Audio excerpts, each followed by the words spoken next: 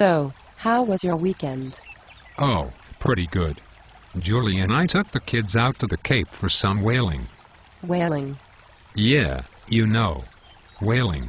It's really great. They give you your own spear and everything. We were thinking of going again over summer break, but the kids got a little upset. How could you do that to a poor defenseless animal? Don't you realize how intelligent whales are? Whales are able to communicate with one another and live together in pods as a group. Different pods even adapt to their environment to survive.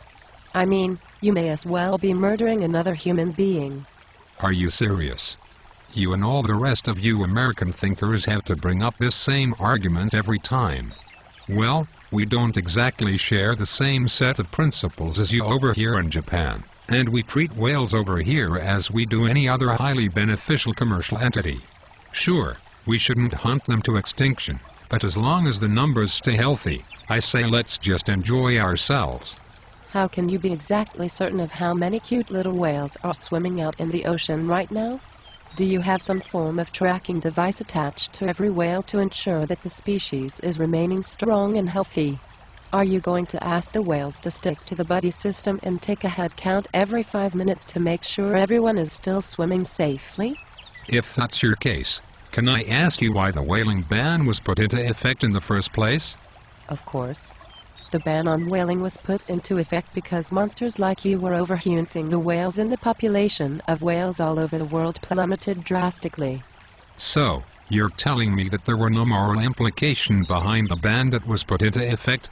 That because not enough whales were filling out their census forms, was the only reason that we put the ban into effect?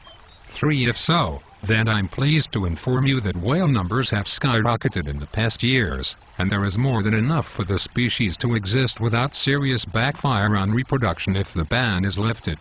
That's a terrible way to look at it. Well, I think it's a terrific way to look at it. How can you say that? The methods in which you participate are incredibly cruel and abhorrent to society. You chase down the whale for extended periods of time, causing a great psychological toll on the defenseless creature before the poor thing is inhumanely killed anyways. Doesn't that kind of remind you of your typical modern-day horror film? That reminds me, I should rent the new Scream movie soon. You're sick. Oh, please. I will have you know, we have been working on a new project here in Japan that can almost ensure that whales will be killed quickly and in the most humane way possible. In fact, some people say that it's even more humane than your typical slaughterhouse for cows or chickens. Oh really? And what would this magic procedure for humane killing be? Get this, explosive-tipped harpoons. I've read about these. Would these happen to be the exact same harpoons that have promised to be more humane and kill on the first strike, yet when tested on moving targets, a skilled harpoonist would land an instant kill only 70% of the time? All of the kinks will be worked out in version 2.0. What's the secret behind version 2.0? My opinion? More explosives. But this is beyond the point. One of the most important aspects to consider is that whaling is a part of our culture here in Japan, as well as other cultures around the world. Until the ban was put into effect, it was as much a tradition as it is to eat rice with chopsticks. Even when the tradition is inherently barbaric. Traditional methods of whaling require that the whale is driven to shore and killed slowly and painfully. In recent years, other foreign traditions have been put to rest for their serious brutality, such as infanticide in China if the firstborn child was a girl, or slavery in America. Would you say that such traditions as these should survive today, even with such devastating repercussions? In America, much of your population would agree that deer hunting is enjoyable, correct? Correct. And they would most certainly say that in some families, driving out to deer camp, enjoying the outdoors, and finding peace with nature would be considered tradition, yes. Yes. In some cases of deer hunting, the animal is able to escape with a mortal injury, only to die alone in a field writhing in agony. In other cases, the animal may receive a non-fatal wound, and will escape, only to die of infection or starvation, if the wound hampers the individual's ability to perform in the wilderness.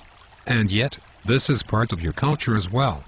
You miss a vital point in your parallel that even in a controlled population of deer, they are nowhere near as endangered as whales may be. Deer face many more hazards that kill them off at a far greater rate than hunting, and we are able to regulate the amount of hunting through licensing and seasonal hunting. In other words, we place bans on how many we are allowed to harvest in a given year to protect the population in the event that they may, in the future, become endangered. In that case, can we not agree upon a common ground on the amount of whales we are allowed to harvest in a given year? In order to make full effect of our resources, why not set whaling to a licensing system, where every year we are permitted to harvest a set limit from international waters, and under no circumstances would we hunt mother whales, providing protection to calves? Under such an agreement, surely we will be able to reproduce the results of deer hunting in America to those of hunting in international waters. Although this sounds like a rational consensus to a modern problem, we must take into account that there will always be men out there who will continue to hunt for whales even without a license, to benefit their own financial gain. No, I hate to admit that although your proposal sounds fair, we cannot trust the human element of the equation, and the safest course of action is to keep the ban on whaling in effect, and rout the men who continue to disobey the ban to this day.